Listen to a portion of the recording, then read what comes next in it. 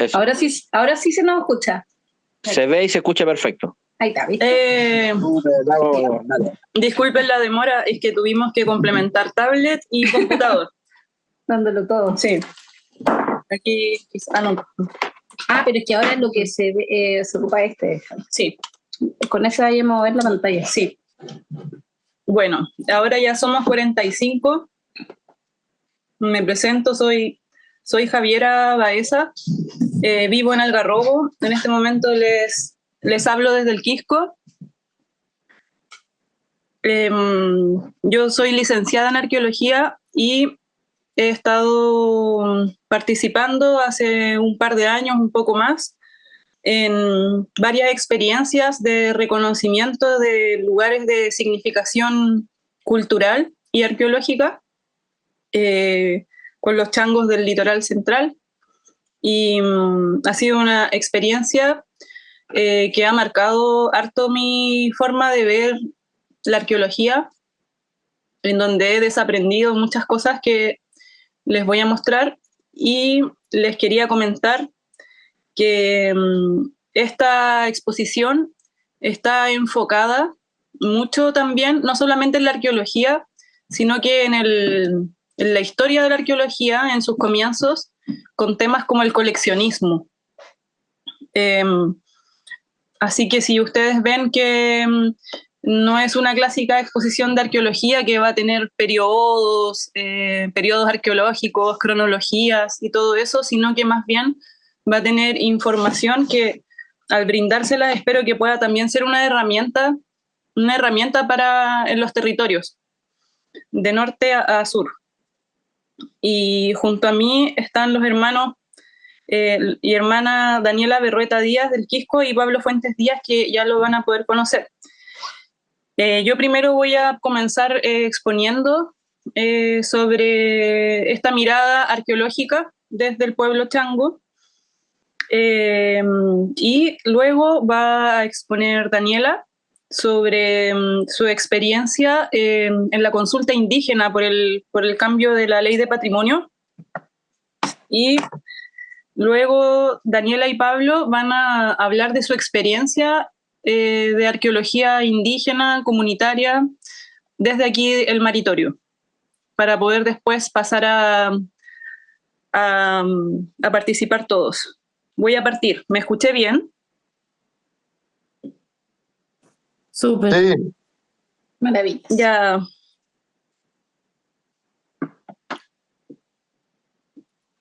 Bueno, ¿qué es la arqueología? La arqueología se ha definido como una ciencia que estudia el pasado desde la cultura material. Pero en Chile la carrera de arqueología fue creada cerca de los años 50, 60, 1950, 1960, por lo que todo el desarrollo anterior a ese momento iba de la mano mucho con el colonialismo y el coleccionismo y las sociedades de intelectuales que se daban en torno a los museos. Luego comienza una etapa, luego de ese proceso voy a mostrar que empieza una etapa más académica, la participación también del Estado, el mundo privado y por supuesto también han irrumpido de una manera más horizontal, digamos, los pueblos originarios, en particular el pueblo chango. Bueno, el patrimonio cultural, que está muy ligado a lo que es la arqueología, ha estado íntimamente relacionado con el surgimiento y la consolidación de las naciones durante el siglo XIX y XX, ya que junto a los proyectos territoriales, sociales, políticos y económicos se construyó también un proyecto cultural y de identidad nacional necesario para la legitimación del Estado.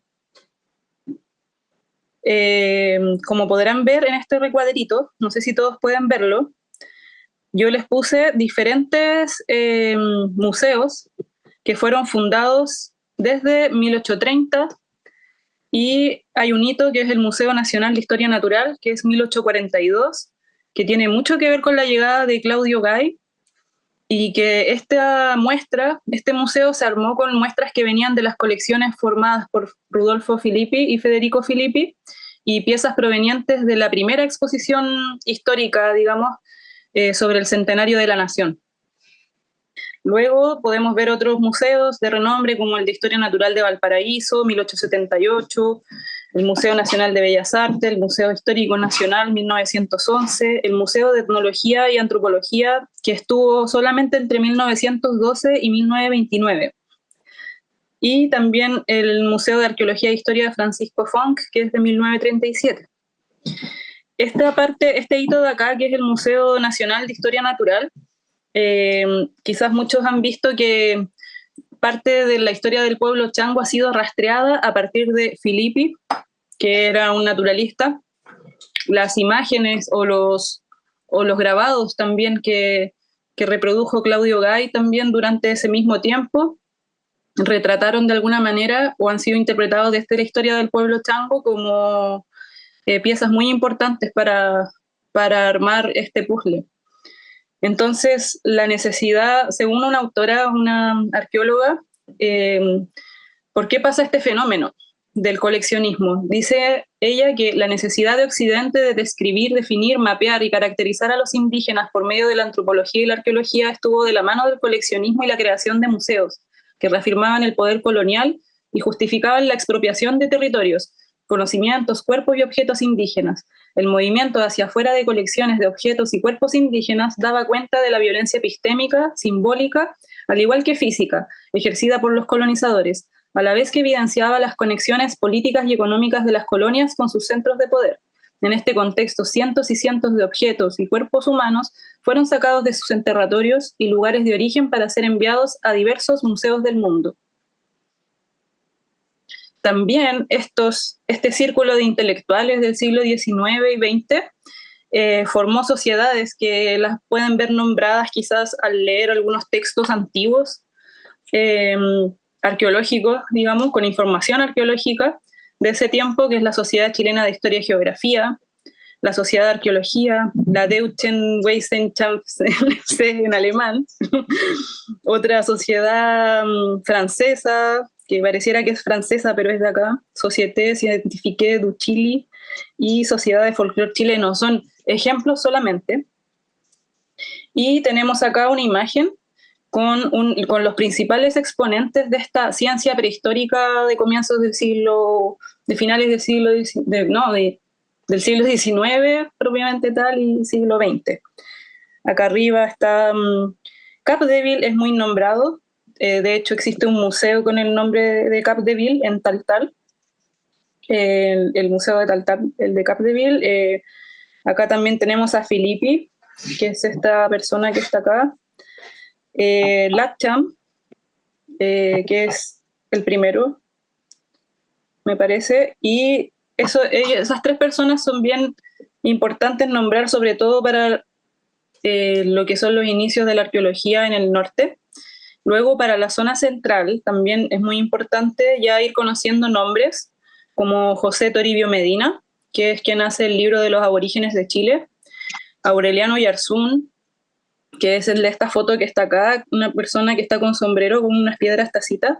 Esa foto es tomada acá en Algarrobo. Y Gusinde, que es un cura que está acá, en la esquina derecha inferior, y él es muy conocido por sus expediciones en la Patagonia. Pero todos estos personajes participaban de estas sociedades y fueron quienes recolectaron cientos y cientos y miles de objetos provenientes de espacios de significación de pueblos originarios, de norte a sur, junto a muchos otros más, porque fue un fenómeno muy grande. De hecho, para Capdeville fue tan importante los hallazgos que hizo en Taltal, hallazgos entre comillas, que él así ingresó, con esos hallazgos ingresa y logra entrar a la Sociedad Chilena de Historia y Geografía. Eso le valió como para poder entrar a ese círculo de intelectuales. También Gusinde dice el año 1917 en el Museo Etnológico y Antropológico que la historia de Chile, que la muestra que ellos habían hecho en el museo representaba la historia de Chile desde nuestros antepasados más remotos de la Edad de Piedra hasta los aborígenes que encontraron los españoles en el descubrimiento. muchas de esas palabras no dicen la época, además, en la que está dicho esto. Habla de descubrimiento, no de encubrimiento. Y acá hay algunas de las fotos que encontramos cuando buscamos Businde. Muchas fotos de los pueblos originarios eh, de los Selknam, ¿cierto? Allá en Patagonia. Y también hay que decir que él no solamente fue a la zona austral, sino que también por toda la zona central, y una zona que es particularmente importante para el reconocimiento del pueblo chango es también la región de O'Higgins. También estuvo mucho por allá. Bueno, y sobre Capdeville se dice lo siguiente, que más allá de su trabajo formal, lo cierto es que su pasión siempre fue la arqueología y la prehistoria de los alrededores del pueblo. Tras su primer hallazgo en 1914, en 10 años excavó y recolectó objetos y cuerpos precolombinos en más de 60 sitios arqueológicos, ubicados entre las caletas Esmeralda por el sur y Agua Dulce por el norte. Una práctica coleccionista que lo llevó a atiborrar 3 habitaciones de su casa con objetos precolombinos y formar una de las colecciones arqueológicas más grandes que ha visto nacer el puerto de Taltal. Y una de las láminas que pone Ballester, que es el investigador que le sigue la pista a Capdeville, es que de aquí, este punto que está acá abajito, Taltal, se ve cómo se desplaza a varios puntos dentro de Chile y en el extranjero, y que finalmente tiene que ver con las redes con las que Capdeville tuvo relación, con museos, y todos esos puntos son lugares en donde llegaron cosas de Taltal, de estos sitios. Y algo muy importante también a decir, que esta persona también aprovechó que él trabajaba en la aduana, había comenzado a trabajar en la aduana, entonces, claro, tenían mucho acceso, tenían poder y relaciones como para poder desarrollar este tipo de acciones de coleccionismo. Vendían, regalaban, obsequiaban y también intercambiaban. También Lapcham ya había visitado las costas a fines del siglo XIX en busca de cráneos y antigüedades para sus aún incipientes investigaciones antropológicas. Materiales que lamentablemente desaparecieron con el terremoto e incendio que azotó al Museo de Historia Natural de Valparaíso en 1906. O sea, ahí ya está haciendo referencia al Museo de Historia Natural de Valparaíso, como un lugar donde estuvieron depositados parte de la cultura material del pueblo chango. Acá tenemos esta imagen que se dice que es del interior de Pan de Azúcar, que tiene que ver con la llegada de Claudio Gay.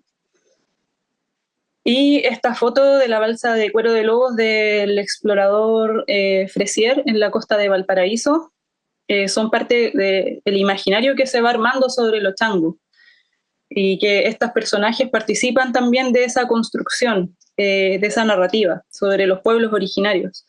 También este esquema muestra las relaciones que establece Augusto Capdeville, porque para que todas las cosas llegaran a esos museos, esta era como la red y el flujo de objetos que tenía esta persona. Ese era el poder que tenía un intelectual de ese tiempo, digamos, que está trabajando desde la arqueología, desde la ciencia prehistórica, como decían ellos.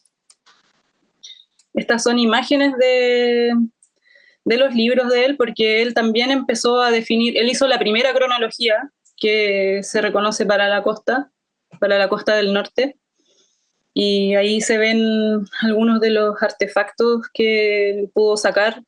Bueno, lo más complejo de esto es que la mayoría de estos objetos provienen de sitios funerarios también, donde los ancestros dejan sus ofrendas, y eso lo vamos a hablar más adelante también. Aquí también hay una imagen de los arpones a los que accedió, y aquí podemos también aprovechar de comentar que arqueológicamente en la zona norte se preservan muy bien la madera, las fibras vegetales, las fibras de animales también. Entonces en los sitios de allá es posible ver, identificar hartos elementos que acá en la zona central lamentablemente no se preservan por las condiciones climáticas. Aquí hay un cabezal de arpón. Esto está en el libro de los pescadores de la niebla, que quizás algunos ya lo han revisado, que es parte de la cultura material que que se empieza a ver en ese tiempo. Esto es del médano, es un mortero para moler pigmento rojo, que seguramente también lo han visto, y esto también tiene relación con el arte rupestre, que es muy importante allá en Taltal. ¿Por qué muestro este tipo de elementos? Porque hacia acá, también hacia la zona central, la costa, en la zona central de Chile, también hay elementos que se comparten. El pigmento rojo, los óxidos de hierro son algo en común que se encuentra en los sitios también más antiguos de acá de la costa, en Curaumilla, en Valparaíso, acá en el Tabo también, que queda en el litoral central.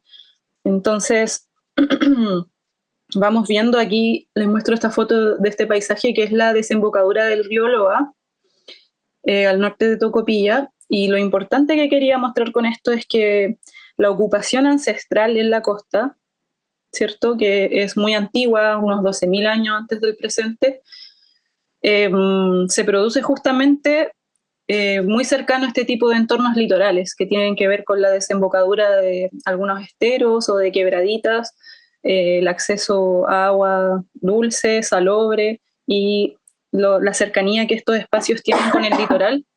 Son también aspectos en común de norte a sur y sobre todo también aquí en la zona central es algo que se repite en los asentamientos ancestrales en la costa. Entonces, bueno, ya luego hablando del reconocimiento del pueblo chango, viendo un poco en la bibliografía, me llamó la atención un texto de Rodolfo Contreras y la Letitia Gervais, que el 2020, en pleno, bueno, hoy día es 17 de octubre, hoy día se cumplen años del reconocimiento del pueblo chango por parte del Estado, y en ese mismo año estos autores hacen una repasada por cuáles eran los elementos arqueológicos de relevancia para el reconocimiento del pueblo chango. Y si ustedes se fijan aquí en esta parte que dice periodos de Capdeville, Beard y Núñez, ahí se refieren a la información arqueológica y cómo la organizaron estos sujetos. Entonces ahí vemos cómo ellos hicieron definiciones, ¿cierto? Como una especie de fragmentación del tiempo y el espacio, porque nombraron 6 periodos arcaicos que se pueden ver, también hablaron primero de la cultura huentelauquén, después hablan de un periodo de capa gris de Capdeville, que ya sabemos quién es Capdeville, ahora que ya lo nombramos, y también se nombra al lado el tipo de artefactos representativos durante estos tiempos. Y bueno, en el arcaico 3 ya se ve la presencia, en el arcaico 2 se ve la presencia desde el comienzo en realidad, el uso de pigmentos, desde el arcaico 2 también continúa el pigmento rojo, arcaico 3 vemos arpones, barbas, chopes, en el arcaico 4 destacan las hojas taltaloides, que son unas puntas que llamó mucho la atención de Capdeville en ese momento, arpones, barbas, y luego hacia el arcaico 5 y 6 se está viendo la presencia de minerales. Este tipo de cronologías son habituales dentro de la arqueología, y hacia la zona central también se han producido periodificaciones similares, solamente que aquí se han definido 4 periodos arcaicos, no 6. Y luego posteriormente vienen los periodos formativos o los alfareros tempranos, que ya es donde encontramos presencia de cerámica, también en la costa. Una de las personas que visitó esta zona, la zona central, ya viniéndonos un poco más a la zona central, es José Toribio Medina, que lo mostrábamos en la foto al comienzo, y habló de los conchales de las cruces. Y quería compartirles esto, que es muy largo, pero creo que es muy importante de que lo podamos conocer. Él en 1898 va a la Playa Grande en Las Cruces, aquí en la zona central. Y dice, al fin de Playa Grande, siempre al norte hay un promontorio o punta de cerro que avanza hacia el mar, pero una vez del otro lado vuelve de nuevo a presentarse la playa abierta, en cuyo comienzo se encuentran agrupados los 20 o 30 míseros ranchos en que viven los habitantes de Las Cruces, algunos de los cuales, y especialmente las mujeres de edad, todavía recuerdan en sus facciones el tipo netamente indígena. Últimamente se ha ido a establecer ahí un italiano para venderles aguardiente, de modo que es de esperar que en pocos años más hayan desaparecido, consumidos por la miseria, el abandono absoluto en que viven y la bebida envenenada que negociantes inescrupulosos les suministran al crédito para ser pagados en la época del verano.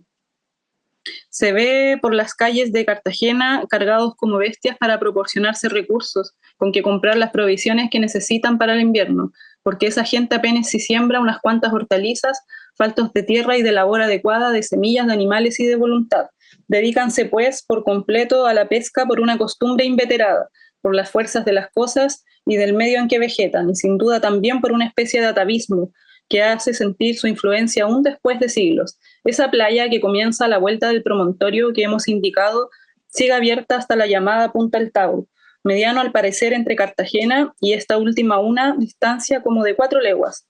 Los pobladores de las cruces, mejor dicho, las mujeres y los niños, son los que principalmente en la época de invierno y después de los días de lluvia recorren los arenales inmediatos a las orillas en busca de las puntas de flechas y utensilios que los aborígenes que han quedado sembrados en aquellas vecindades.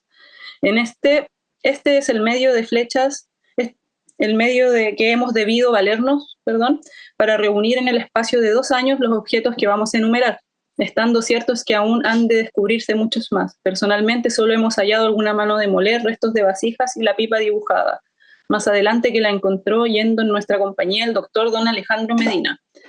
Bueno, este personaje, José Toribio Medina, es a quien el Estado le da la posibilidad de escribir la historia de los aborígenes de Chile. Y esta era la visión que ellos tenían de los pueblos que habitaban la costa.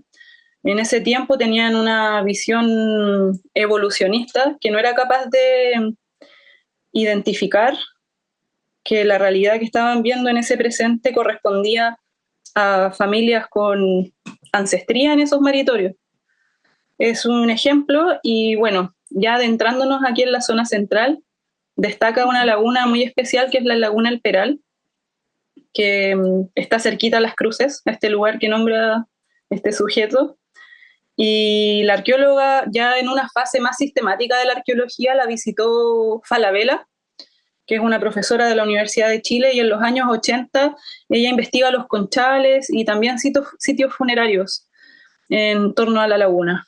Y estos son todos los peces, esta es una imagen de todos los peces que ella logra identificar en este sitio, recuperados en el sitio arqueológico Laguna El Peral, y podemos ver sitios de la zona intermareal, de la zona sublitoral, y esas son las clasificaciones que ponen también en la arqueología, como para hablar de los espacios donde habitan estos peces, que tampoco sabemos si es que desde la mirada del pueblo chango esto será visto de esta manera, ¿no? Que es como muy estática, muy esquemático, por dónde tiene que andar un pez y otro. Pero en el fondo, lo que quería manifestar con esto es que, claro, acá hay una gran abundancia de sitios reconocidos, ¿cierto? Como vemos, y se les han puesto nombres también. Por ejemplo, como en algún momento se llamó en el norte Taltaloide o Huentelauquén, ¿cierto? Que son nombres que pusieron desde la arqueología, acá también le han puesto nombre desde la arqueología, y que son categorías que hoy el pueblo chango ha también removido, como lo es el complejo cultural Yoyeo o Batu, que corresponden al periodo alfarero temprano acá en la zona central. Y estos son todos los sitios aquí costeros en donde se ve presencia de Yoyeo. Pero en el fondo, Falabella, en los años 80 ya visitó Yoyeo y encontró un sitio. Y el sitio tipo comenzó a verse representado en diferentes lugares que fueron estudiados. Entonces quedó determinado de esa manera. También se dice que el nombre es Mapudungún, tiene que ver con el yoye, que es una forma de pesca también.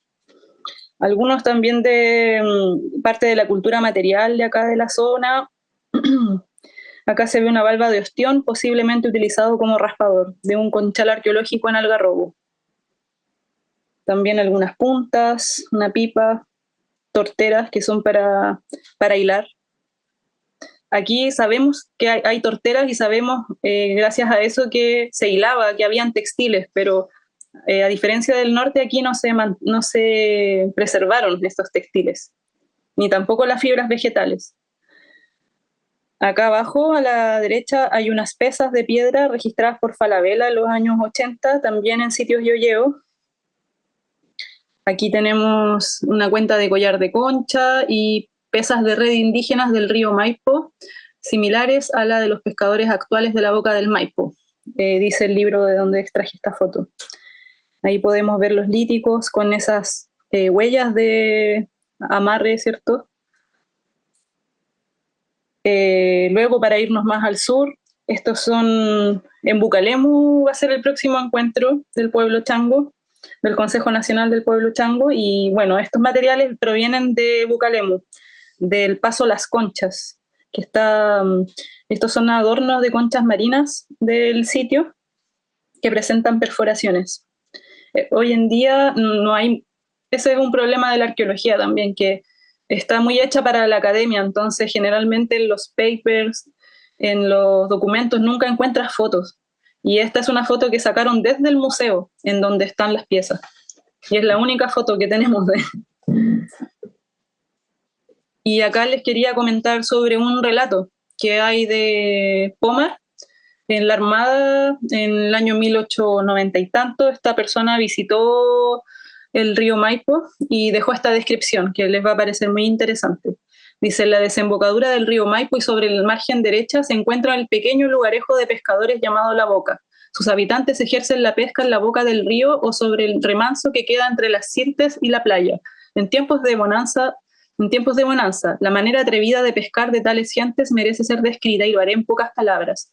En tiempos de calma y cuando la braveza de la costa se amortigua un tanto, los pescadores inflan sus balsas de cuero de lobo y estiban sobre ellas la gran red que emplean para sus lances. 3 hombres son los tripulantes de tan rara embarcación, siendo un viejo ordinariamente el piloto y el que dirige el penoso y atrevido trabajo.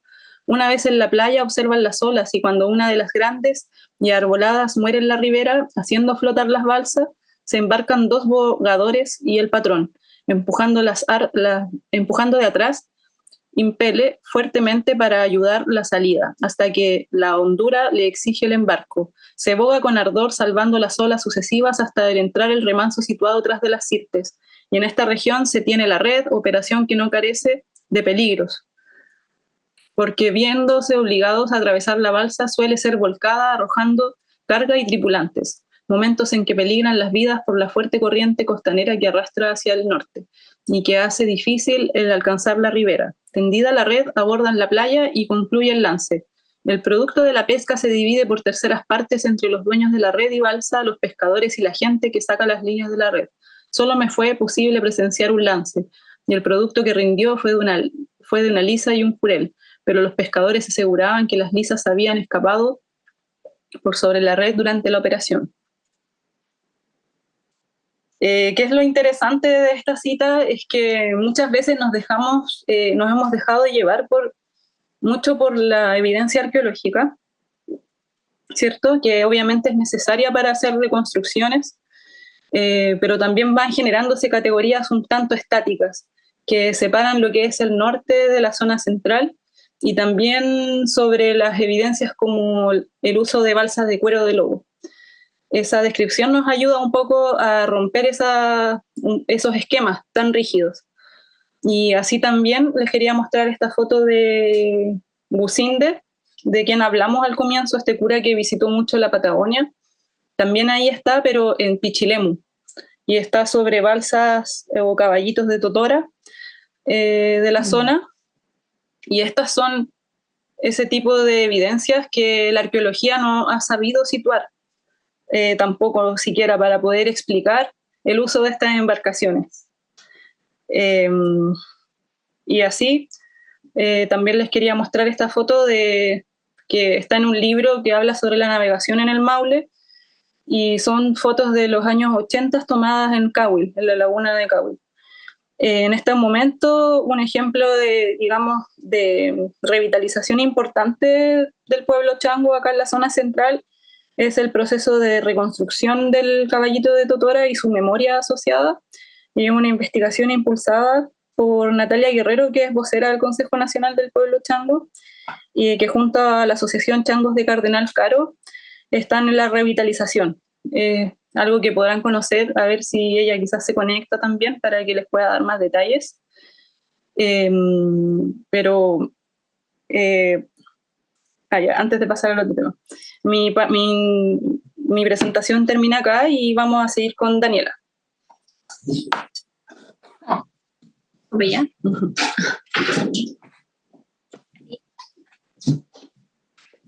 Hola, ¿me escuchan? ¿Cierto?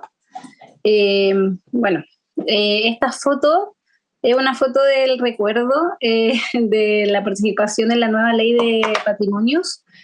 Pueden ver ahí al Claudio también. Nosotros fuimos parte de esas mesas de conversaciones que se hicieron para poder llegar a acuerdos que de alguna manera encontráramos acuerdos que protejan, digamos, todo lo que es nuestro patrimonio cultural, natural también. Y bueno, hace no mucho empezamos, o sea, hoy día creo, o ayer se sabe que la ley entró como a conversaciones en el Congreso y eso pensamos que es positivo. Yo recibí hoy día el documento y lo he estado leyendo y igual hay cositas como que no me gustan mucho, pero creo que es parte también del proceso porque es muy difícil que estas cosas realmente terminen siendo lo que uno quiere, digamos. Hay que ir mediando y negociando de una manera que a veces no es tan agradable. Pero lo que sí es muy agradable es que el proceso nos llevó a compartir, conocer, escuchar, observar, aprender de otras personas que también están en procesos similares a nosotros. Y bueno, en nuestro caso que estábamos en esto de reconstruir una historia que está como oculta de repente o que se nos negó también. Entonces, bueno, ahí pueden ver fotitos de las actividades que tuvimos. Y acá, esta es una experiencia, como puso la Javi, experiencia local, La Princesa, el Quisco, que también es un lugar, me imagino que en todos los territorios hay lugares que uno atesora o tiene un vínculo especial por su historia. En mi caso, La Princesa es un sitio arqueológico chiquitito, en comparación a muchos otros que he conocido a raíz de este proceso de reconocimiento chango. Entonces, yo crecí muy cerca de este lugar. La foto del lado de acá, sí, esta de acá, es muy antigua, está tomada del mar y el pie de La Princesa es la punta de acá, ¿sí? El promontorio rocoso que está en este lado. Entonces pasa de que este lugar, a través de la historia oral, podemos reconocer, la gente que es de acá de la zona, puede reconocer el vínculo con antepasados, digamos, porque tiene historias o relatos que son tan antiguos que sin duda conectan con los antepasados, con la gente más antigua, con gente que ya no está en carne, pero que al estar en estos lugares uno de alguna manera se conecta y es un espacio que es muy rico en cuanto a cultura del pueblo chango del Quisco, pero también de forma espiritual, diría yo. La otra foto que está para el lado de acá es como desde el presente. Es como cuando uno llega a la parte centro de este lugar, se encuentra con estas roquitas que son, además son muy bonitas.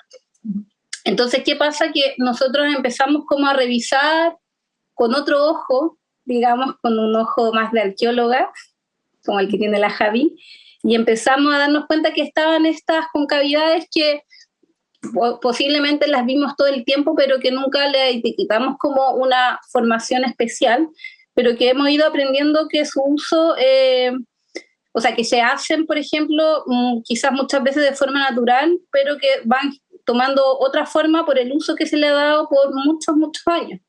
Y estas imágenes son del lado norte, si no me equivoco, sí, del lado norte de La Princesa. Entonces ahí ustedes pueden ver cómo es la figura de una piedra tacita, ¿sí?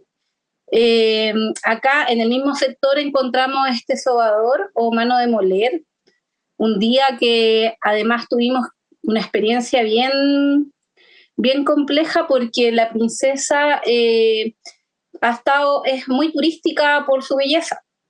Entonces, ¿qué pasó? Que la municipalidad, como a través de un programa de accesibilidad, quería como hacer una pasarela, poner una plataforma en el Roquerío, hacer un sendero, rellenar como una ladera umbría para que el camino no estuviera tan angosto.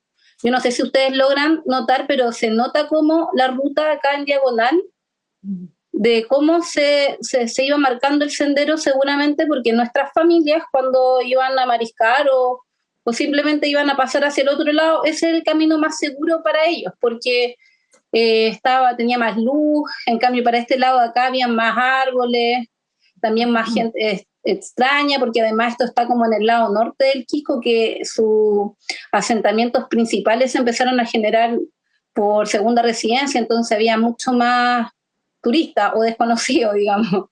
Entonces, la forma más segura era irse por la orilla, hasta llegar al Algarrobo eventualmente.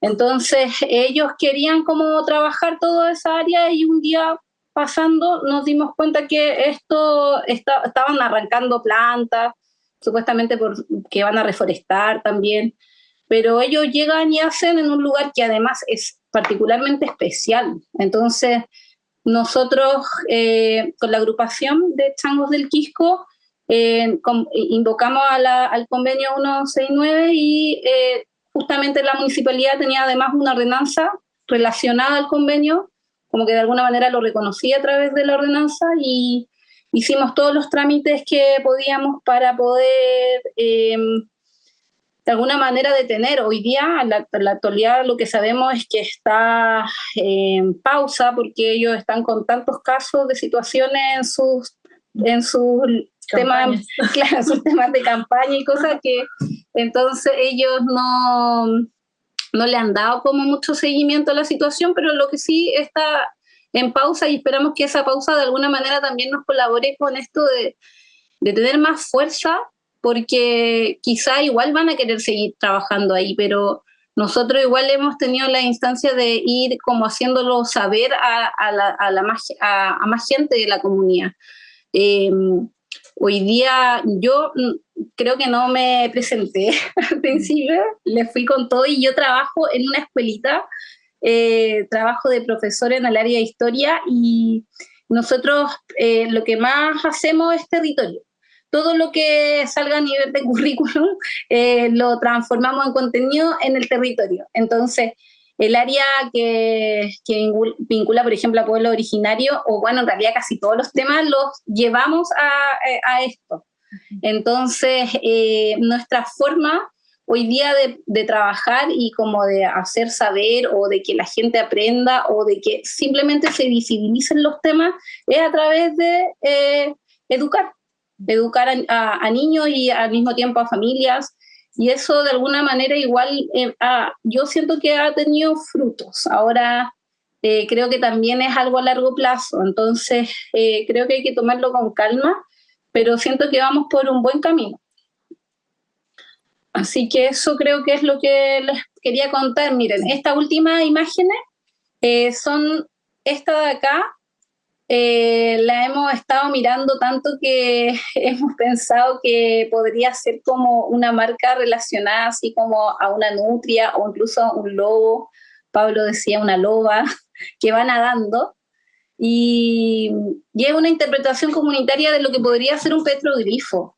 Entonces no sabemos si es así o no, porque no tenemos un especialista que pueda venir a verlo, pero nada, pues estos hallazgos van vinculando a las personas de una manera participativa para poder cuidar los lugares, porque al final las leyes o todos los convenios o los acuerdos que hay no tienen ni una validez si la gente no participa. Entonces, cuando la gente participa es cuando las leyes al final agarran fuerza.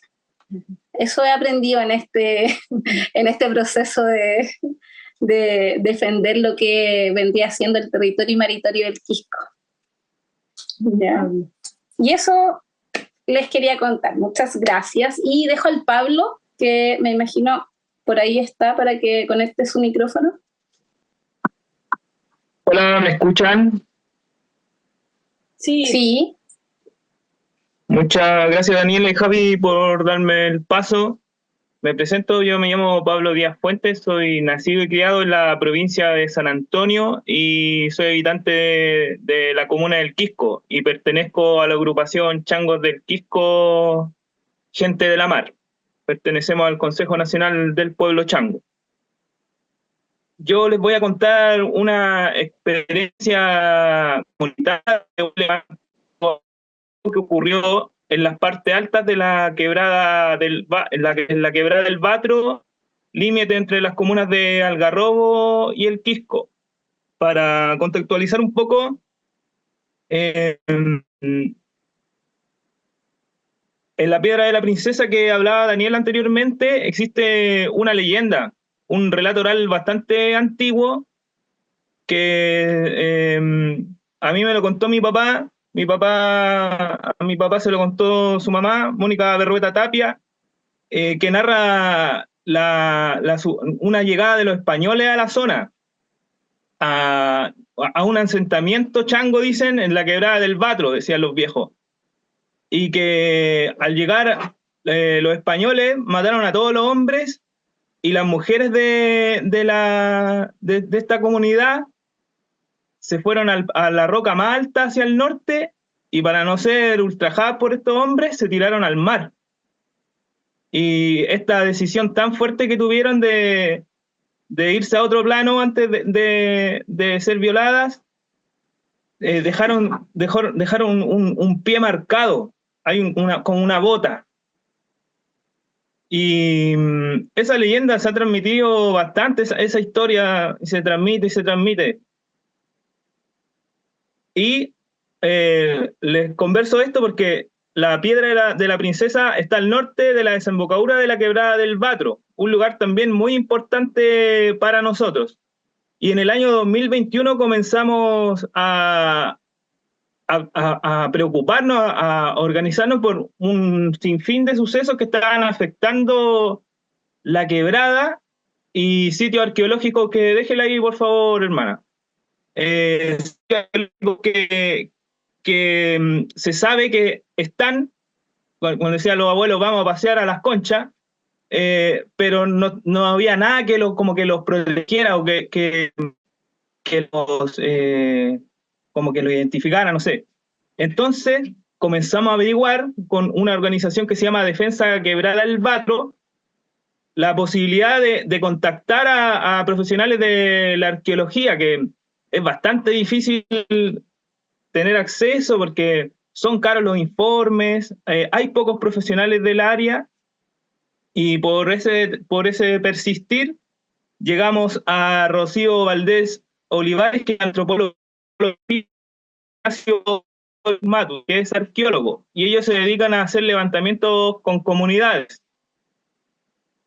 Les contamos el caso porque nosotros habíamos una piedra tacita, en realidad es un complejo de piedras tacitas en una roca que está partida en tres, en una loma bien alta que está en las partes altas de la comuna. Entonces ya agendamos la visita y fuimos a mostrarles los lugares. Ellos tuvieron acceso a el levantamiento en la loma de la Piedra Tacita, en los conchales que están abajo de la quebrada, y encontraron un hallazgo que le llaman cerámica aislada. Ahí después nosotros lo llevamos al lugar, generaron un informe de esto, luego le vinieron a presentar a la comunidad, y esto sirvió como una gran herramienta para hacer defensa de nuestro lugar, de un lugar con mucha herencia cultural. Después comenzamos a hacer labores de educación comunitaria, vinieron colegios a visitar la quebrada y los sitios, que se llaman sitio quebrada el Batro 1, que corresponde a la Piedra Tacita, sitio quebrada el Batro 2, que corresponde a un conchal de más de 55 metros cuadrados, es un conchal cerámico que se llama, y el sitio Quebrada 3, que es hallazgo de cerámica aislada. Esto, como digo, fue una gran herramienta para que la comunidad también se empoderara de donde estamos viviendo, porque existe la amenaza de los cambios de uso de suelo en estos lugares que van a permitir la construcción de viviendas, ¿ya? Y no había nada, no había ningún documento que dijera la importancia que tienen esos lugares hasta que llegamos nosotros como agrupación. Si puede mostrar la imagen de donde están los conchales y la piedra tacita, ahí salen especies que, por ejemplo, ya no están en el maritorio quisqueño o algarrobino, como las machas bastante grandes. Loco, grande hay que dejar los hermanos cuando consumían el marisquito, y ahí la iban depositando, ¿cierto? Y después este informe fue elevado, fue llevado al Consejo de Monumentos Nacionales, y eso está ahí como ya un punto importante dentro de la comuna. No sé, hermanos, decirle a poder gestionar este tipo de actividad en su territorio, porque es la comunidad la que tiene que ir en defensa de su espacio de bioculturalidad, porque nos hemos dado cuenta que si no somos nosotros no va a venir la municipalidad o no van a ir a hacer el levantamiento hasta que llegue un proyecto que lo encuentre porque hicieron una excavación o porque tienen que construir y levantar lo importante de la zona. Esa experiencia les quería transmitir y agradecer a las hermanas por la invitación a contar esta experiencia comunitaria de levantamiento arqueológico. Gracias.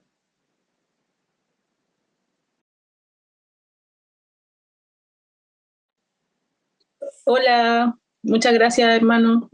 Bueno, y ahora vemos casi 50 conectados, entonces queremos darnos un rato para conversar, que nos comenten qué les pareció, en qué les gustaría profundizar o preguntar, y también ver estas preguntas que hemos propuesto, que han formado parte de reconocimientos arqueológicos comunitarios en sus maritorios, y qué preguntas arqueológicas nos hacemos desde el pueblo Chan también. Algo muy interesante que ha planteado el pueblo Licanantay ha sido una pregunta arqueológica que ellos han planteado, es ¿dónde están nuestros ancestros? ¿Cómo están? ¿Dónde podemos encontrarlos? Esa es una pregunta, por ejemplo, que han hecho ellos y que están trabajando en eso, en la restitución y la repatriación de los ancestros. ¿Qué preguntas nos podemos hacer desde el pueblo chango sobre este tema tan diverso también y complejo?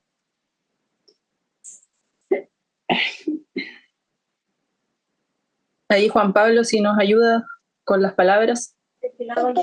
Vale, sí, dale tú. Carolina nos va a apoyar en este momento con la gestión de las palabras, pero yo quisiera hacer una pregunta aprovechando la oportunidad. ¿De qué año es el relato que mencionaba, que describía a los pescadores, que lo mostraban de la fotografía de la hoja que estaban en la orilla? O sea, ese quisiera saber el año y el nombre del autor de ese texto, porfa. Es José Toribio Medina, del año 1898. Y está en un texto que se llama Los Conchales de las Cruces. Y lo pueden encontrar en la Biblioteca Nacional, ese libro, y está online. Igual lo puedo mandar, porque lo tengo. Por favor, sí. Después vamos a recopilar con todas las hermanas y hermanos que han compartido, compilando todo el material posible para que esté a disposición. Eso, ya. Gracias, y vamos con las palabras. Vamos a tomar las palabras en función de cómo levantan la mano. Ahora vamos con Claudio Valle. Está mala mi señal.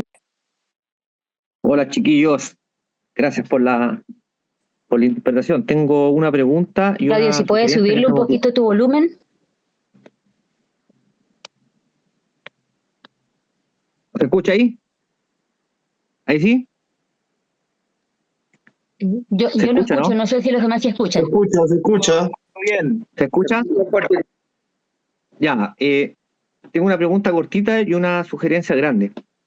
La primera para Daniela. Yo en esa piedra que vi, que mostraste en la playa, yo recuerdo que en el norte, cuando iban a bucear, sacaban pescado y echaban ahí el ceviche. Y lo hacían en la piedra. No sé si eso se hace acá también. Esa es la primera pregunta. La pequeña. Y la pregunta más grande, yo creo que es interesante respecto a lo que tú planteas, Daniela, de la visión que hay del estudio de cómo se estaba categorizando, ¿cierto? Al chango en el estudio que viene ahora. Pero sin embargo, este estudio tiene una característica que hace una georreferenciación de los lugares de significación cultural. Yo sé que hay comunidades que ya lo están haciendo, otras no, otras que lo han realizado, pero sería muy interesante quizá que nosotros como consejo, luego de este estudio, hiciéramos un plan estratégico para llevarlo a cada municipalidad, por ejemplo. Y que vaya con el convenio 169, como un decreto. Creo que es una sugerencia que quizás se podría dar vuelta para hacer una georreferenciación a nivel nacional en las municipalidades del territorio de Chanco. Eso. Sí, me parece que te refieres a las piedras tacitas, Claudio, y claro que sí.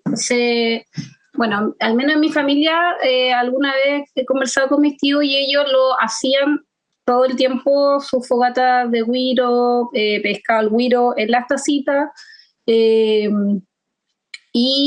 eventualmente, incluso si se daba la ocasión, hasta ensaladas hacían dentro de las tacitas. Llevaban sus mariscos, todo, así que es claro, pues es un lugar que tiene como un valor arqueológico, pero no solo del pasado, sino que también en el presente. Es un espacio de significación cultural hasta el día de hoy y se sigue ocupando.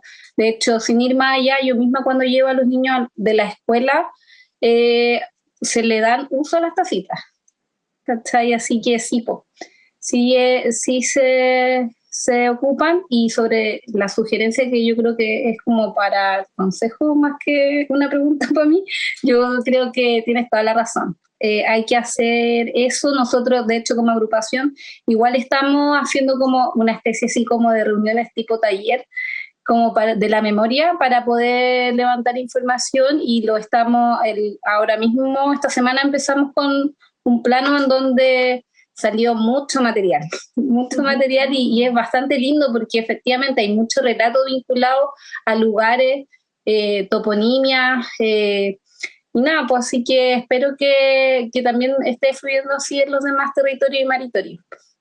Eso. Don Leonildo, que estaba encendiendo su micrófono, probablemente usted quiera contribuir con algo ahora.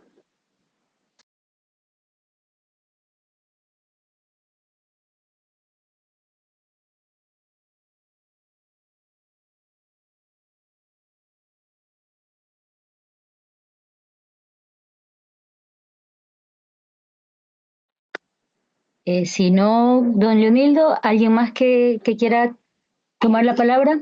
A Pablo Díaz Fuente. Yo quería aportar con el tema de las piedras tacitas, que como dice Daniela, con la Dani somos de la misma familia, del mismo tronco familiar, y los tíos nos cuentan que, bueno, antes, mi papá nació en la playa del Quisco, y cuentan que se juntaban y hacían una fogata de güiro seco con madera y calentaban la arena, como hacer una tortilla de rescoldo, pero ponían el pescado ahí envuelto en vegetales o papel mojado, y ahí se comían el pescado. Y en el sector de la puntilla del Quisco hay piedras tacitas, y caminaban para allá, para esos lados, cuando iban a mariscar, y adentro de la piedra tacita se servían sus mariscales, su ceviche, y se tomaban el vino en las conchas de loco. Eso nos cuentan los tíos. Y como dice Daniela, es algo que hasta el día de hoy se sigue usando, ya sea como para guiarse en el camino, para alimentarse. Nosotros con la agrupación hemos subido a hacer ceremonia a la piedra tacita del Batro, y también son lugares de interculturalidad, porque ahí en el sector de la piedra tacita, en la loma, no solamente nosotros como chango hacemos ceremonias, sino que van los pueblos indígenas locales, van los hermanos mapuche también para allá, han celebrado Huetipantu también. Entonces son lugares que como que nuevamente se comienzan a activar desde el punto de vista también espiritual, que es bastante importante. Eso quería decir.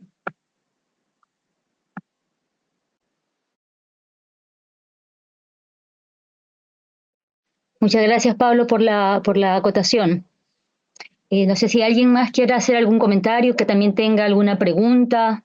Estamos en el espacio para hacerlo. No sé si las compañeras quieren aportar un poco más algo al respecto, Javiera y Dani.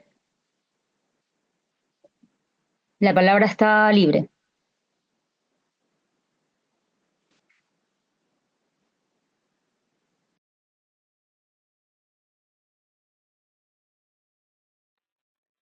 Hola, aquí Javiera. Muchas gracias por las preguntas y quería comentar para complementar que es súper interesante lo que están complementando los chicos, porque muchas veces existe una difusión solamente de las interpretaciones académicas que existen sobre los hallazgos o lo que se considera hallazgo, descubrimiento, y todo eso ya son elementos conocidos en los territorios, los maritorios. Y también otro tema importante es cómo el reconocimiento del pueblo chango ha corrido el cerco respecto a la existencia de pueblos originarios en la zona central. Y gran parte de la historia también se encuentra en este siglo XIX, siglo XX, en donde la República trató de sustentar el discurso de la nación sobre la existencia de los pueblos, apropiándose de todo lo arqueológico, entre comillas, y mostrándolo como sus hallazgos y sus trofeos dentro de estos museos. Y por ahí es bien interesante cómo nos podemos plantear dentro de la nueva ley de patrimonio, si es que va a haber cabida, por ejemplo, al tema de la repatriación, la restitución y protocolos que tengan que ver con el respeto y los cuidados que sí tienen los pueblos originarios sobre sus ancestros. No sé si hay alguna comunidad presente que quiera restituir algún ancestro, o sea, devolver algún ancestro a su maritorio, o que haya participado también de algún plan de manejo o alguna gestión de su patrimonio ancestral.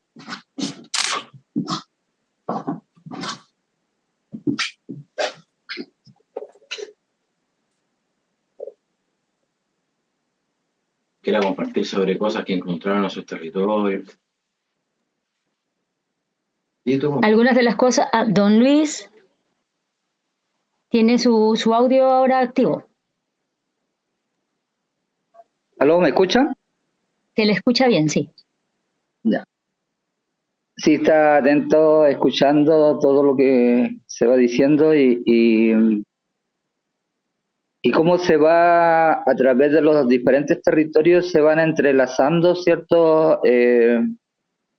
Las costumbres, ¿cierto? La cultura de nuestro pueblo. Por ejemplo, le puedo comentar sobre las piedras tacitas, por ejemplo, los ancestros de mi esposa, ya que son del territorio de acá del norte, en Barranquilla, ya. Ellos, a medida que iban avanzando también en el marisqueo, ya, y en la pesca, y también se iban acentuando por ciclos, ¿cierto?, de recursos, y después le daban tiempo de descanso. Claro, se encontraban estas piedras tacitas también donde se acumulaba agua, ¿ya? se acumulaban cantidades de agua y eso le permitía también abastecerse de agua por un tiempo prolongado de acuerdo a las lluvias. O bien cuando caminaban echaban agua porque son piedras prácticamente, no sé, acá en el norte son generalmente piedras de granito que son de ala de mosca, que son durísimas, ¿ya? Y tienen oquedades más profundas como tinaja y ahí se almacena y le colocaban una piedra laja encima para darles sombra y así se mantenían frescas. Ese es un uso que tenía la piedra tacita, pero también aquí en la zona norte hay un sector que se llama Puntecacho, ¿ya? Hoy lo denominan como Caleta San Pedro, ¿ya? Allí hay una piedra especial, no tan hermosa como las princesas, sino es una piedra grande y en la parte del pie de este gran cierto mole de piedra hay una piedra que tiene varios depósitos de piedras tacitas. Y para nosotros fue de gran sorpresa. Dentro de las piedras tacitas estaban acumuladas en varias punta flechas, ¿ya? Entonces, en una cierta piedra tacita habían 3 flechas, en otra habían 5, y así. Son varias. Entonces, y también lo que llamó la atención también que habían una zona que está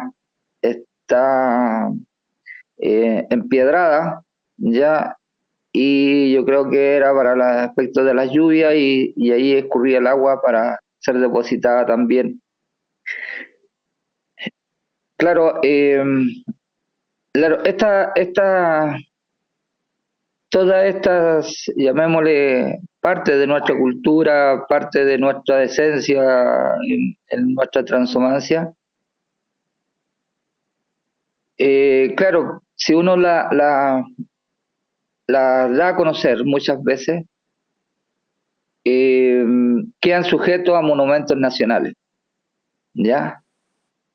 Y allí no hay, llamémosles, financiamiento ni siquiera para cuidar entre comillas, los monumentos que tienen ellos. Y los nuestros quedan a merced hoy en día del despojo, ¿ya? Y así, eso es importante lo que decía Pablo, las agrupaciones, las comunidades, ¿ya? Y tenemos que tomar carta en asunto para que poder protegerla, demarcarla, cuidarla, visitarla, como dice él, periódicamente para marcar presencia sobre el territorio y así no puedan comenzar a ocurrir lo que ha ocurrido en muchas oportunidades, que se instalan ciertas empresas para hacer uso privado del territorio, ya donde nuestros ancestros han vivido. Eso en referencia a las piedras tacitas. Con referencia al patrimonio de nuestro pueblo, claro, es una larga historia donde señores como Canterville y muchos otros, como lo enumerabas, yo más voy por otro lado. Yo digo, eran saqueadores, ¿ya? Hombres que iban a encontrar, ¿cierto?, o profanar las diferentes tumberías de nuestro pueblo o de los pueblos para obtener piezas que posteriormente vendían a los museos o a personas particulares, ¿ya? Y claro, con el gran manejo, ¿cierto?, de contactos, bueno, después aparecen hablando de la historia de nuestro pueblo y de los pueblos. Y es necesario, claro, como nosotros, como decía Claudio, hoy tenemos la oportunidad en este estudio que fue conseguido por el Consejo Nacional a través de mucho trabajo, mucha presión para llevarse a cabo y así también llegar a reconocer, ¿cierto?, a nuestro pueblo en los diferentes territorios. Es importante también dejar los registros de la transhumancia y de la historia, ¿cierto?, de nuestros antepasados. Y yo creo que ahí está la clave hoy en día, en el presente, ¿ya?, para poder resguardar, ¿cierto?, nuestro patrimonio. Porque hoy, claro, hubo un anteproyecto para ver si los pueblos originarios qué aportábamos y ser incluidos en el patrimonio nacional. Pero muchas veces son meros trámites, porque hoy en día todavía no sabemos nada en qué pie y cómo se va a terminar todo eso, ¿ya? Y sí que nosotros somos los llamados a velar y ser guardianes de nuestro patrimonio. Eso es en sí, ¿ya?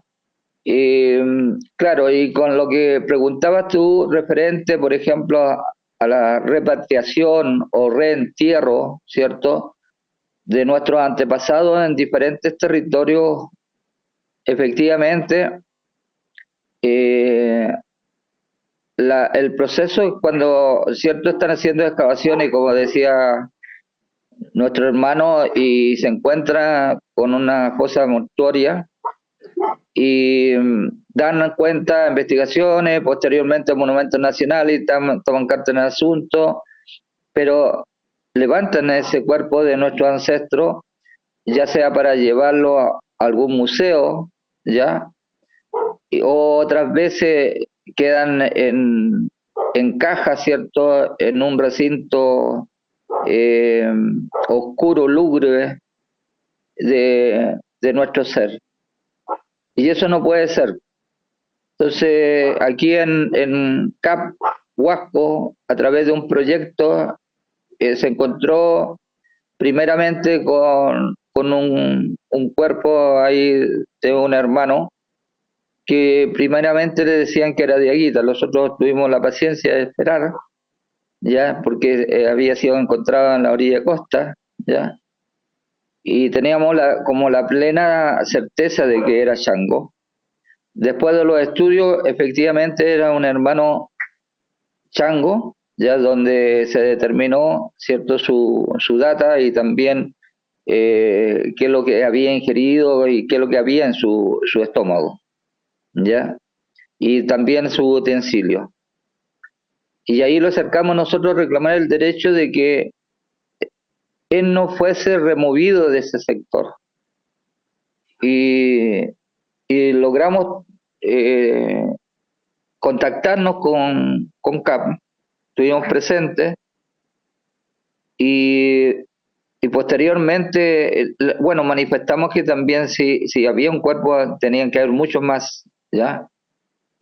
Y efectivamente después supimos que habían varios cuerpos y donde se sacaron de las fosas mortuarias muchas cosas que a nosotros no los parecíamos, le dejamos dicho a ellos, porque nosotros, de acuerdo a nuestra creencia y costumbre y cultura, nuestros antepasados siguen viviendo con nosotros, por eso eran enterrados en los conchales donde nosotros habitualmente llegamos a pernoctar o a quedarnos definitivamente muchas veces. Y le decíamos que no era adecuado llevárselo al museo. Nosotros somos enemigos por lo menos en nuestra comunidad, no aceptamos que nuestros antepasados sean exhibidos en los museos. Y así de esa manera también se lo hemos manifestado a ellos. Le hacíamos la siguiente pregunta. Decíamos si ustedes estarían de acuerdo si sacásemos a su padre o a su abuelo donde estaban enterrados y después los fuésemos a exhibir, ya sea a un museo o a alguna plaza. En forma inmediata decían que no. Bueno, entonces, ¿cuál es la diferencia entre ustedes y nosotros? Entonces, allí hay que trabajar también, lógicamente, con la educación, ¿cierto?, desde las bases, para poder ir refortaleciendo los lugares de patrimonio, ya desde los colegios. Ya es súper importante que trabajemos también en ese aspecto, ¿ya? Y por no decirlo también, estos seminarios que hoy estamos llevando, que es súper importante y un gran trabajo de muchos, ¿ya? Extendernos también, pero abierto para todos los que quieran participar y así puedan interiorizarse sobre nuestro pueblo y también nuestras costumbres y nuestra esencia como tal. Bueno, a lo mejor hablé demasiado, muchas gracias, y dejo abierto para otras personas, otros hermanos. Gracias, don Luis. Ahora Juanita tiene la mano levantada y Pablo también estaba primero Pablo. No, a ver. Juanita primero y después Pablo Álvarez, por favor. Así que la escuchamos, hermana. Muchas gracias. Hola, buenas noches. Yo soy Juanita Díaz. Soy del Quisco. También soy parte de la agrupación de Changos del Quisco, Gente de la Mar. Y casualmente también pariente de Daniela y de Pablo. Ya somos del mismo clan, por decirlo así.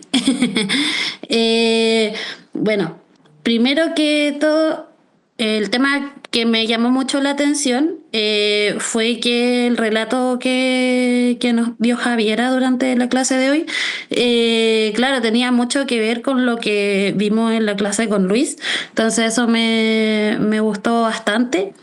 Y respecto también a que se mencionó, creo que la cultura yoyeo dentro de la presentación.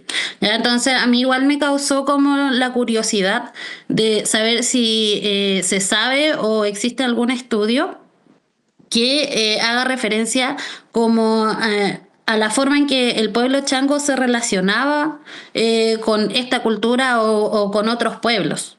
¿Ya? Esa es principalmente mi pregunta. Gracias.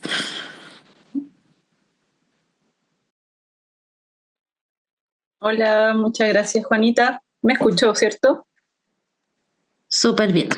Ya, qué bueno. Sí, pues lo que habíamos planteado, ¿cierto?, en esta ocasión es que los estudios en Yoyeo, aquí en la cuenca y en la desembocadura del Maipo, llevaron a arqueólogos de los años 80 a plantear que existía no solamente el sitio de Yoyeo, el sitio arqueológico, digamos, sino que una cultura, que luego se empezaron a encontrarse más evidencias similares de este grupo a través de su cerámica principalmente, en la zona ya de valle, en zonas de valle, y extendiéndose hasta, por ejemplo, Angostura de Paine, por toda la región metropolitana y en esta zona costera desde Aconcagua también, desde la cuenca de la Aconcagua. Respecto a la costa, la misma autora tiene algunos estudios en donde ella hizo estudios de isótopos estables que tienen que ver con el agua y con la presencia de nitrógeno en la dentadura. Bueno, son estudios muy científicos en donde se sabe finalmente, o se puede llegar a saber, qué alimentos están consumiendo las personas.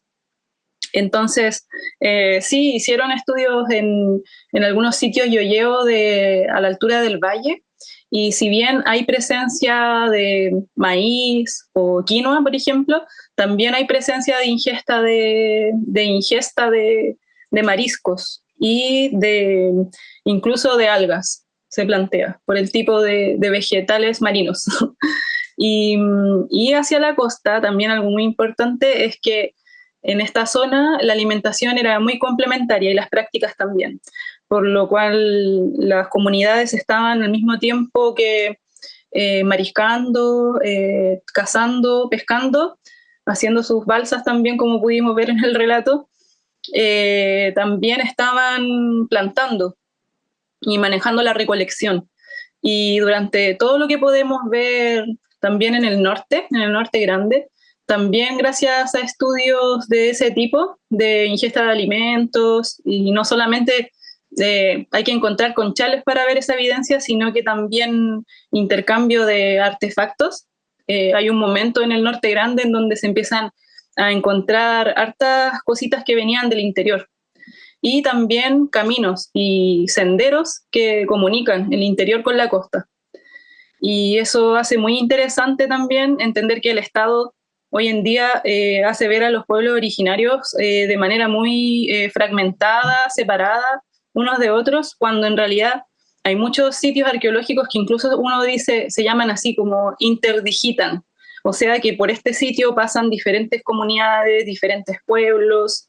Incluso en el momento en que definieron Yoyeo también se define Bato, y Lobato se ha definido de manera diferente porque Lobato tiene otro tipo de entierros funerarios, por ejemplo, pero su cerámica y sus prácticas sí se parecen mucho.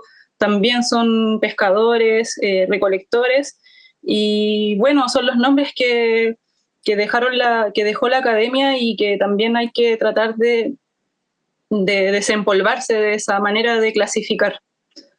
Muchas gracias, Juanita. Gracias, Javi. Jorge tiene la palabra, usted tiene la mano levantada, y Pablo Álvarez parece que quería decir algo también. Hay cualquiera, Pablo estaba, si no, para cederle a Jorge.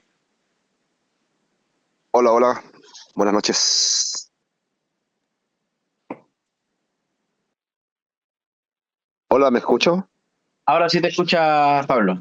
Bienvenido, hermano. Gracias, hermano. No sé si me veo porque estoy aquí en medio de la noche.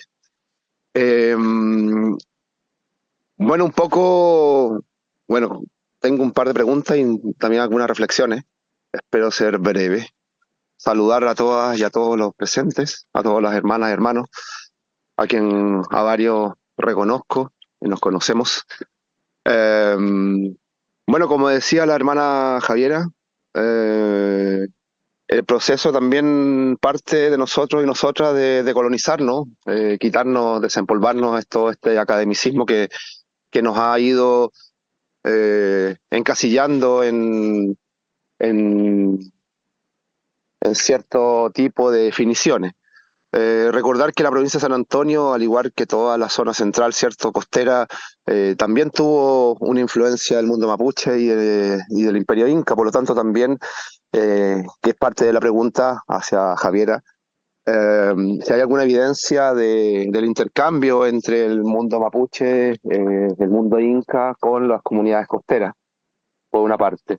Y con respecto a lo que comentaba el hermano Pablo y a la pregunta, ¿cierto?, que se hace con respecto a la arqueología comunitaria, a lo largo de toda la provincia de San Antonio se han desarrollado experiencias en Algarrobo, en el Quisco, también un poquito más al sur, en el Tabo, donde justamente se identificaron 2 nuevos sitios arqueológicos entre el año 2022 y 2023, pero que lamentablemente siguen en una desprotección porque en realidad la institucionalidad no se ha interesado, ¿cierto?, en proteger este patrimonio biocultural que hoy día está amenazado, al igual que la piedra en el caso que nos describía el hermano Pablo en la Marina, en el Quisco. En el Tao también hay una piedra que se encuentra de cierta forma secuestrada por un particular que la encerró. Está en medio de una villa social, ¿cierto?, y de pobladores y pobladoras de la comuna del Tao. Sin embargo, está ahí, está a merced de ser vandalizada o sufrir algún tipo de deterioro. Y por más que se ha intentado y se intentó en aquel momento desde la institucionalidad proteger, finalmente los que deciden y toman las decisiones no les interesa esto. Y es y ahí surge la necesidad de que las comunidades se activen para proteger estos espacios. Otra piedra tacita que fue allá el año 2022 está en medio de un proyecto fotovoltaico en la parte alta del Tabo, más o menos a 7 kilómetros de la costa y a unos 300 metros de altitud, y se encuentra en medio de un proyecto fotovoltaico. Si bien la empresa se supone que no va a pasar por ahí, por ese espacio donde está la piedra, siempre está a merced de este tipo de proyectos. Más encima es un espacio de un particular donde tampoco se tiene acceso, por lo tanto no se sabe las condiciones que la piedra está en este momento. Fue un hallazgo bien interesante porque está o estaría en el circuito de las quebradas o sistema de quebradas que llegan hasta el santuario Laguna El Peral, donde también es un sitio donde se han hallado varias piedras tacitas y también otros elementos arqueológicos. Entonces, falta mucho por proteger, ¿cierto? Y la institucionalidad no está receptiva ni está muy interesada en hacer este tipo de iniciativas. Y con respecto a la otra pregunta, del punto de vista arqueológico del pueblo chango, algo que a mí en particular me motiva mucho y que hay cierto antecedente es, por ejemplo, la vinculación con los astros. Yo tengo un particular interés en la observación de estrellas y me llama mucho la atención desde hace bastante tiempo todo lo que es la arqueoastronomía, etnoastronomía, y he podido darme cuenta que en el mundo chango hay poco descrito acerca de este vínculo que todos los pueblos originarios han tenido con los cielos. Entonces no sé si alguien tiene algún antecedente que pueda compartir con respecto a la observación de estrellas y el mundo y la cosmovisión del pueblo chango. Eso por el momento, hermanos, hermanas. Muchas gracias. Muy bueno. Gracias. Sí, denle nomás, tenemos 2 palabras y un comentario en el chat y por el tiempo, Sí. así que para que vayamos acotando. Claro. Sobre lo último que preguntaba Pablo sobre la estrella, y al mismo tiempo en el chat Narcisa Tapia dice: tengo una consulta, ¿las tacitas no serían también para fines, no alcanzo a leer, para fines ceremoniales? La respuesta que doy para ambas preguntas se relacionan, por eso aprovecho de leer la pregunta de Narcisa. Pasa de que hemos estado como leyendo, pero también comentando en este círculo de arqueología comunitaria que se ha armado acá en el Quisco, que las tacitas podrían ser también una forma de vincularse con las estrellas. El reflejo, de alguna manera, es solo de un sector del cielo. Entonces, a través de ser como un espejo de agua, ellos pueden ir observando cómo las estrellas se van moviendo. En este espacio hay tacitas que pueden ser como específicamente para eso. Todavía no podemos llegar a esas respuestas, pero sí podemos llegar a nuestro análisis y conversaciones y de estar observando también lo que pasa en la tacita. Eso quería comentarles sobre lo último que preguntaba el Pablo y lo que preguntaba Narcisa, ¿ya? Entonces, Narciso también pregunta esto de las ceremonias, y claramente el vínculo con el movimiento de las estrellas tiene que ver todo el rato con los solsticios también. No solo en las tacitas, también hay posiciones de rocas que bueno, yo he leído por ahí que tiene que ver mucho con la influencia de los incas, con el tema esto de los Intihuatana, ¿cómo se llama? ¿Huatana? Sí, Intihuatana. Bueno, acá justamente en La Princesa también encontramos 2 rocas que están en esa posición, que están como una sobre la otra. No sé si me veo, porque no sé, ¿me ven? Sí. Sí, ya, bueno, no sé si logran ver mis manos, pero hay rocas que están puestas, hay una, por ejemplo, acá, y la otra está acá, entonces dejan acá abajo un espacio como relativamente parecido a un triángulo. Entonces, ¿qué pasa? Que podría ser que por ese espacio se veía, por ejemplo, el solsticio. Habría que entrar a venir con algún especialista que tenga como máquina o que sepa calcular como en qué punto estaba el solsticio en esa época.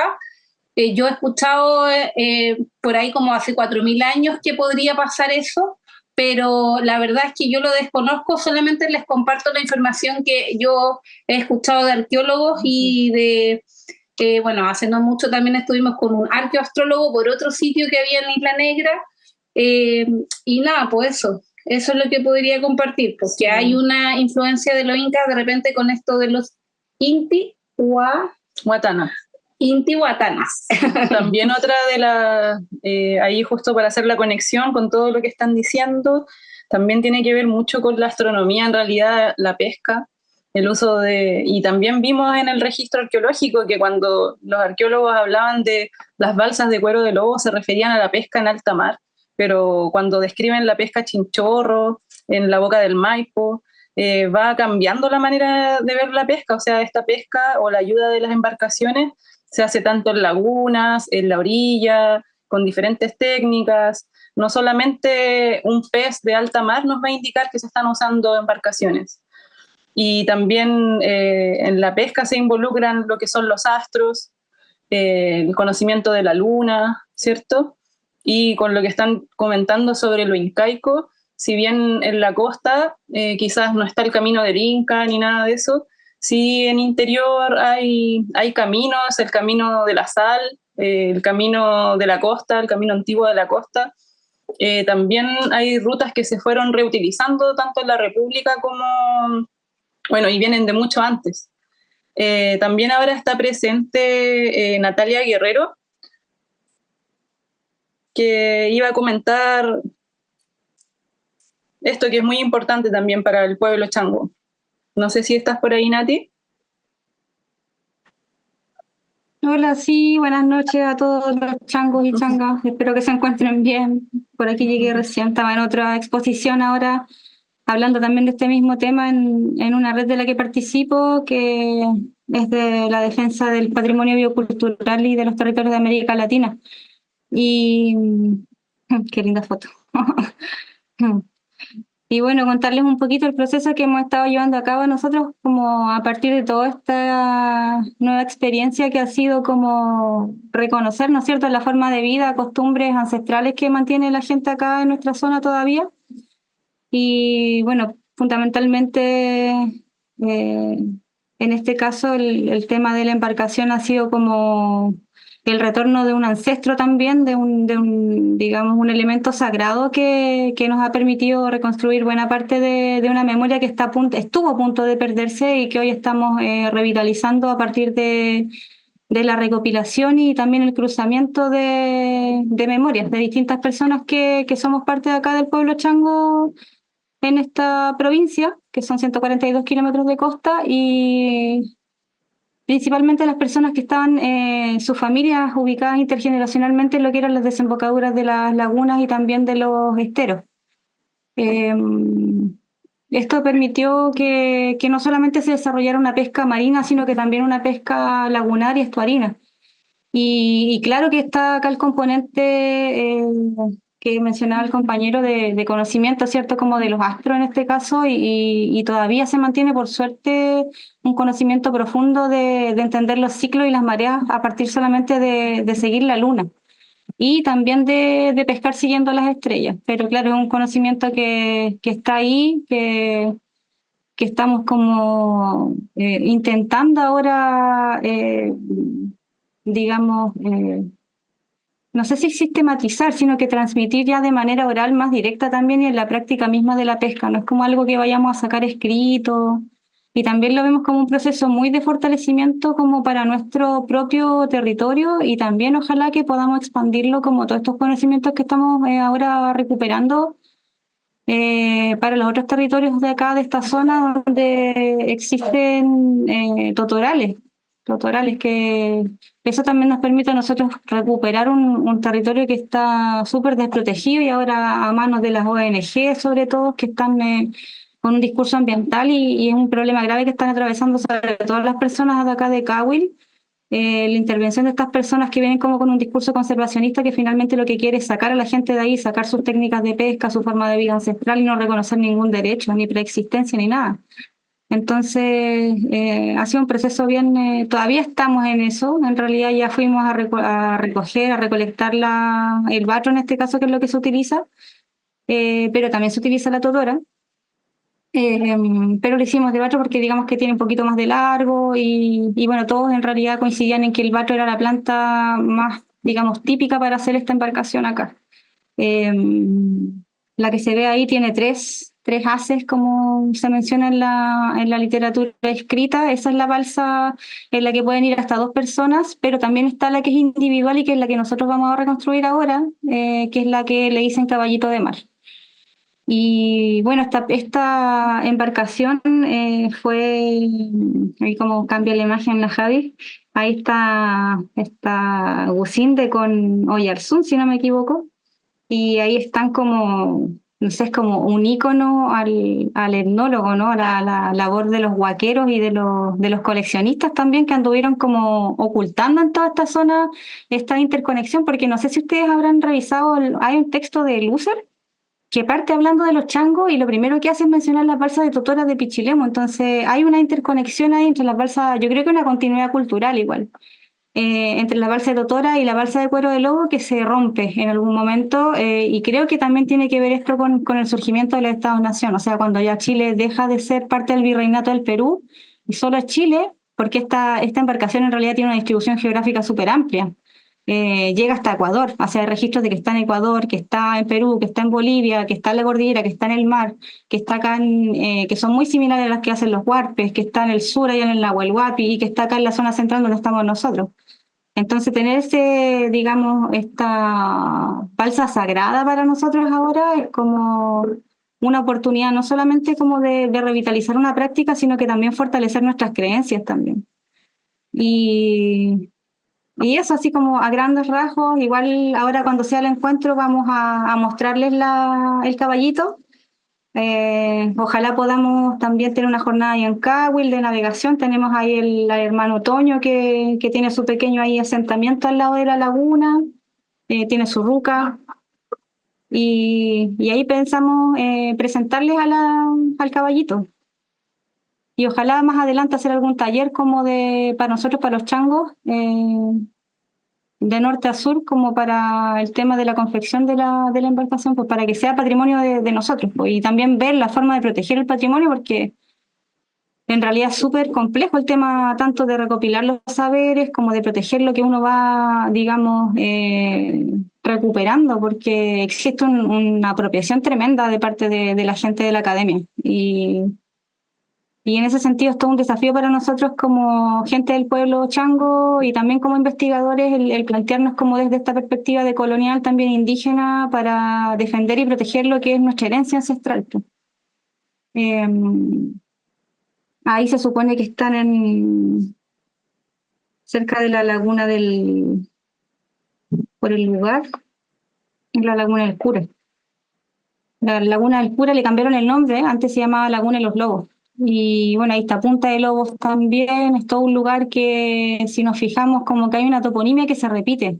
Si tuviéramos la oportunidad en algún momento de hacer como un entrecruzamiento de toda la información que tenemos acerca de los puntos que hay en cada caleta y en cada asentamiento, nos vamos a dar cuenta de que se repiten los nombres. Entonces ahí uno ve que hay una lógica detrás, o sea, no es como que está todo al azar, digamos, y que somos unos salvajes que no sabemos lo que hacemos, que es lo que siempre ha tratado de decir la academia, sino que hay un conocimiento que ha sido traspasado de generación en generación y que nos ha permitido como distinguir, clasificar y catalogar el paisaje de acuerdo como a su potencial productivo, por decirlo de alguna forma.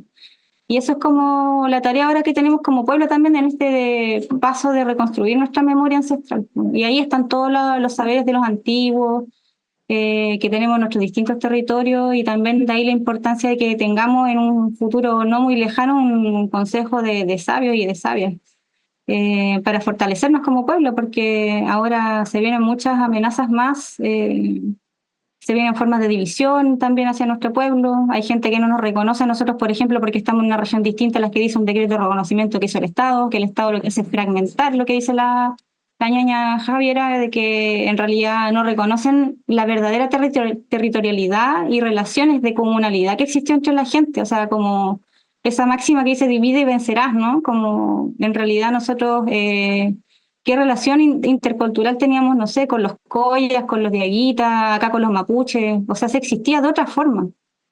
Había interculturalidad, por decirlo de alguna forma, occidental. O sea, había una relación que lamentablemente con la llegada de estos invasores se rompió en algún momento, se fragmentó. Y nos tienen a todos de repente peleando cada uno por su lado, y en realidad lo que tenemos que apuntar es a tratar de entender que estamos todos en el mismo proceso de despojo y de reconstrucción a la vez de nuestra memoria ancestral, pues, y que eso se logra entre todos los pueblos. Y eso les puedo compartir del proceso, está todavía en curso y bueno, va a terminar con un registro documental que es como el final de esa etapa que ha sido súper enriquecedora. Vamos a recuperar técnicas de pesca también, acá se usaba el chinchorro, o sea, la balsa se usaba para eso, para el lance de chinchorro. Y también está la historia, o sea, acá no solamente está el objeto material, sino que está el mito, el rito y el símbolo, por decirlo de alguna forma. Está el mito que se transmitió a la gente de Topocalma, que no tenía la embarcación en sí, pero sí tenía la historia del caballito de mar, que venía de la laguna de los Choros, que era la laguna de Cahuil, y que venía a Topocalma y que cuando pasaba dejaba la abundancia de marisco y de peces. Y por otra parte teníamos el elemento de que estaba esta balsa que todavía se construyó hasta fines del siglo XX en Cahuil y que fue construida siempre ya, digamos, como casi oculta, así como yo haciendo recopilación de relatos, no solamente de gente del pueblo chango, sino que de habitantes de Cahuil la asociaban incluso con el diablo, entonces como que estuvo muy perseguida por la iglesia.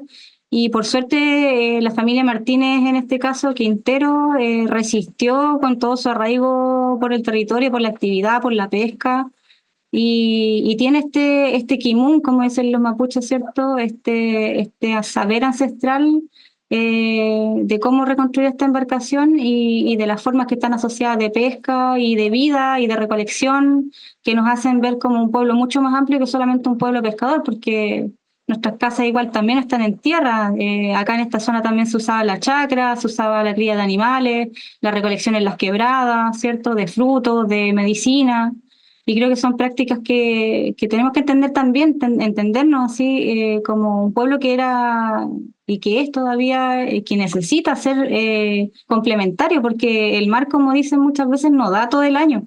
Entonces, por eso existía esa complementariedad de espacios, de piso ecológico, de actividades que nos permitían vivir de manera digna. Y particularmente, bueno, en la zona central existió, y bueno, lo que fue Chile colonial, ¿cierto? Existió como hasta 1857, si no me equivoco, no sé si llamarle privilegio, pero sí una ley que protegía y que reservaba para los pescadores 82 metros de tierra firme donde ellos podían vivir, tener sus chacras y criar sus animales. Y bueno, ese espacio estaba en el borde costero y también en el borde de las lagunas y fue reducido a 8 metros, que ahora están en la arena. Y bueno, eso da cuenta del despojo en realidad por más de 300 años este espacio de 80 metros en ríos y en borde costero se mantuvo hasta que se crea el Código Civil del 57 y con este conflicto de los terratenientes que necesitaban como apropiarse las tierras más fértiles nos quitan a nosotros finalmente el territorio y nos dejan reducido esa franja que ahora está más en peligro que nunca con todos estos proyectos extractivistas que están amenazándonos, como nuestra prolongación cultural y la prolongación de las otras especies también. Así que eso les puedo contar del proceso. Invitados todos al encuentro que se va a realizar el 8, 9 y 10 de noviembre en Bucalemu. Vamos a ir al asentamiento de la lancha a que conozcan nuestra forma de vida también, que no es muy distinta a la de ustedes allá en el norte. Y eso, les esperamos acá en nuestra tierra, en nuestro maritorio.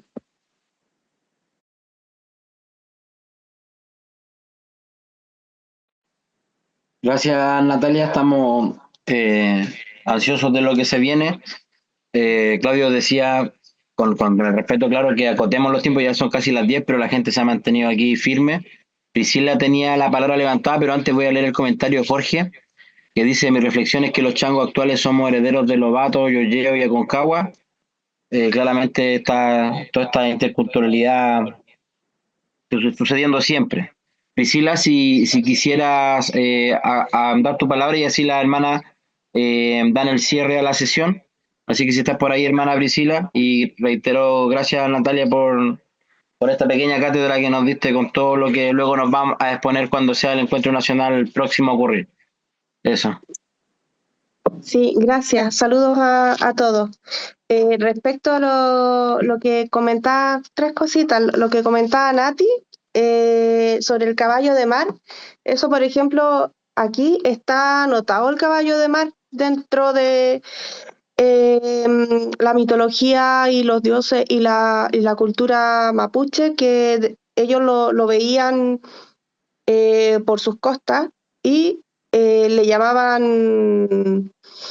un caballo de mar, así tal cual, y dice que es un mito, porque sostiene que era usado por brujos, o sea, por una persona que no era parte de ellos, y como una cabalgadura submarina. Y eso igual de repente la bibliografía que ya está, igual puede servir mucho para considerar de que no es algo que está iniciándose desde ahora, sino que ya tiene visualización inclusive desde los otros pueblos. Lo que había comentado la persona antes sobre los astros, pero después comentó algo que es como bien pertinente para todos, que es el tema de las energías renovables, las plantas fotovoltaicas,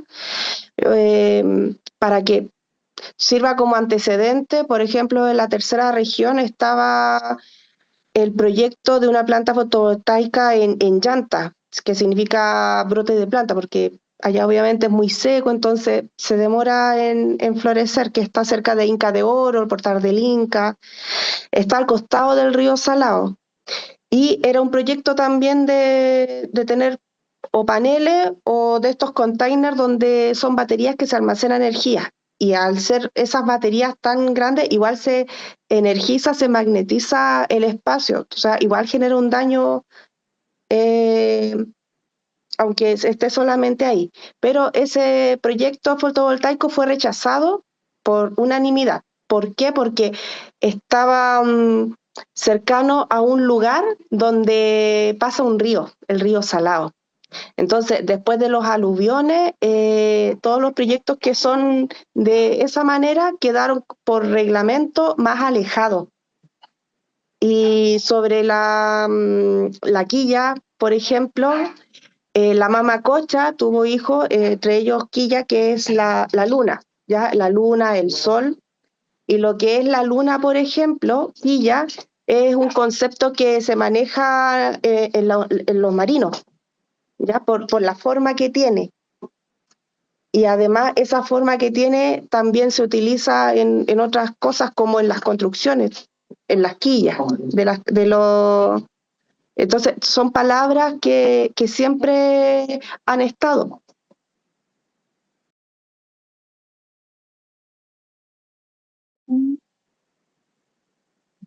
Gracias, Priscila. Y bueno, ahora que cierre la hermana la sesión y recuerden el formulario de asistencia. Eso. ¿Me pueden dar un segundo? Sí, adelante. Es que quiero responderle a Priscila de lo que dice de la historia del caballito de mar. Lo que pasa es que, claro, hay un registro, ¿cierto?, de fuentes, digamos, coloniales respecto a que los mapuches, claro, lo identificaban, pero también lo identifican en Chiloé y también como algo externo. En cambio, acá la diferencia es que nosotros lo vemos como parte de continuidad de nuestra cultura.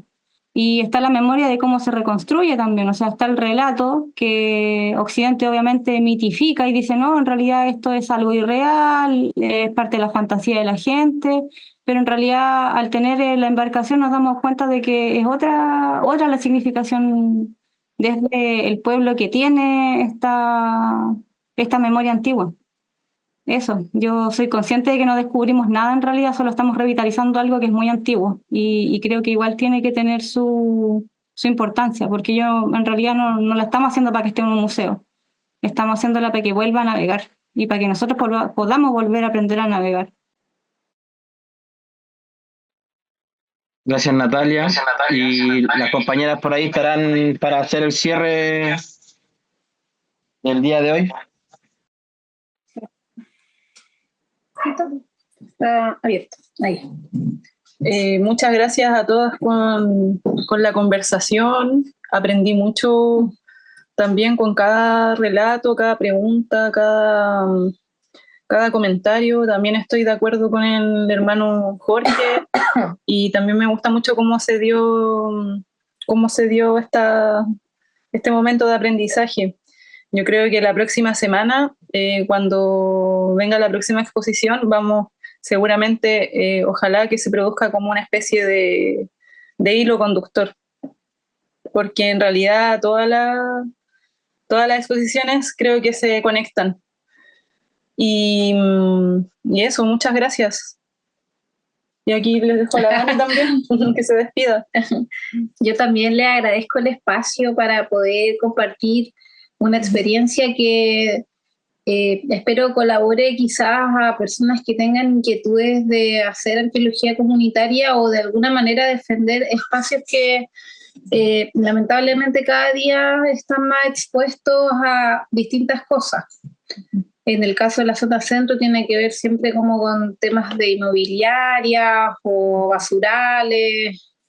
Entonces, bueno, el punto de aquí es como poder llegar a un punto de encuentro en donde podamos marcar estos espacios como sitios de significación cultural. Así que eso, pues chiquillas, espero que estén bien. Pablo también. Pablo, primo, ¿estás por ahí? Agradecer a usted, hermana, y buenas noches a todas las changas y changos.